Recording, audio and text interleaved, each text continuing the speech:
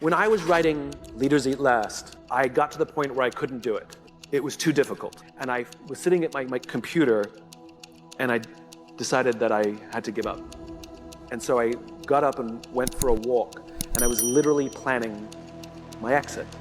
I was also rationalizing that it was okay to quit. I told myself there are thousands, 10,000 books published every single year. No one will miss this one book. I'm not sure why I did this, but I called a friend of mine who at the time was in the Air Force Special Forces, and I don't even think I said hello when he picked up the phone. I simply asked the question, what do you do when you can't complete the mission? And as is his habit, he just started telling me a story. He was a helicopter pilot, and they had a mission in Afghanistan that was a suicide mission. All the intelligence showed that the air defenses were just too great, and none of them were going to come out alive. And it wasn't going to be one of those kill Hitler missions where we're all going to die, but we'll kill Hitler. This is like, we're all going to die, and the mission will also fail. And he was preparing his helicopter for this mission, and his wingman turned to him and said, what do we do? We've got wives, we've got kids. Do we refuse to go? What do we do? And my friend turned to him and he said, this is what we signed up for. We go. He asked me, he said, is this book more or less powerful than Start With Why? I said, the research has impacted me greater. It's more powerful. He says, all right, I'm going to tell you a funny story. Before I met you, I'd become disillusioned with the Air Force and I was going to quit. And I found this kooky little book called Start With Why, and it completely re-inspired me. And I decided to stay, and I'm a better leader now than I was before because of that book. And if you're saying that this book is more powerful than the first one, then we need this book. He said, this is what you signed up for. You have no choice. Clearly his mission was scrapped at the last minute. The underlying message of this is what you signed up for, you have no choice, wasn't a mean message. The underlying message was, and I will be here with you. The underlying message was, no matter what, you can call me at any time. I've got your back. And that's the important part. I turned around, went back to my desk, and finished writing that book. Not that night. I mean, it took me months, but I never thought of quitting ever again. As soon as I knew that someone was there, someone had my back. Clearly, our lives are finite. We're born, we die, we come, we go. But life is infinite. The game of life will continue with us or without us, which means every single one of us has a choice. We don't get to choose the nature of the game. Life is infinite. We don't even get to choose if we want to play in the game or not. Once you're born, you're in it. We get one choice. Do you want to play the finite mindset, or do you want to play with an infinite mindset? To play with a finite mindset means waking up every day and saying, I'm going to be the best, I'm going to be better than everybody else, I'm going to accumulate more power, more responsibility, more money, whatever it is, whatever your metric is, I'm going to get more than anybody else. Me. And when you die, you take none of it with you.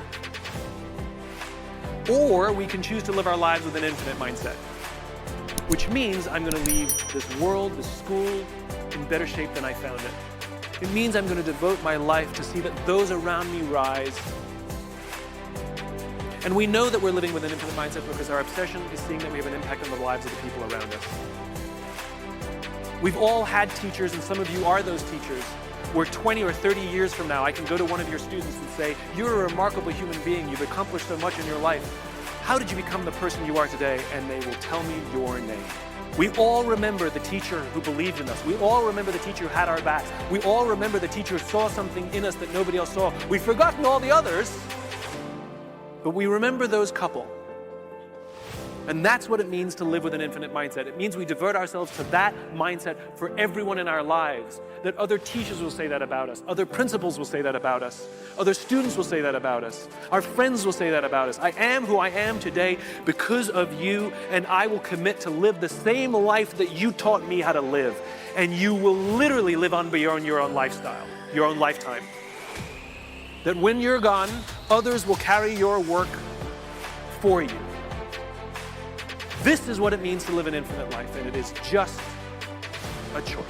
The human brain cannot comprehend the negative. It is incapable. Yes, it's true. I'll give you an example. You ready? Don't think of an elephant. Yeah, I know. You can't tell the human brain not to do something, right?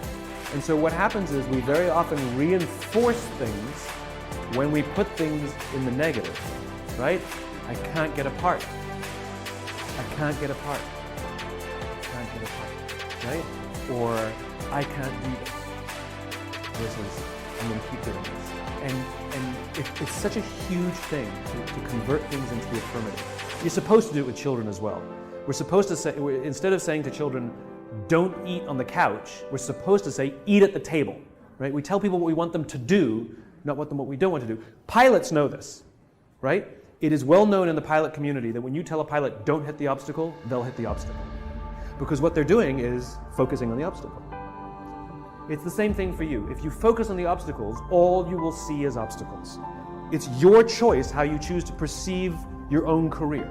It's literally perspective. Finite mindset is everything is about this transaction, this listing. An infinite mindset is, I may win or lose this game, I may win or lose this transaction, and it'll be another one, and another one, and another one. And the goal is not to win this one. The goal is to be better and better and better. And what happens is you win more often. The infinite game, the infinite mindset is about having the strength, the will and the resources, which means will is I really still enjoy this industry, and the resources is I got the money to stay in the game. If you run out of will, you run out of resources, you find a different line of work, right? The goal is not to win every game. The goal is to stay in the game as long as possible, and you're more likely to stay in the game as long as possible if you're enjoying it and if you're making money.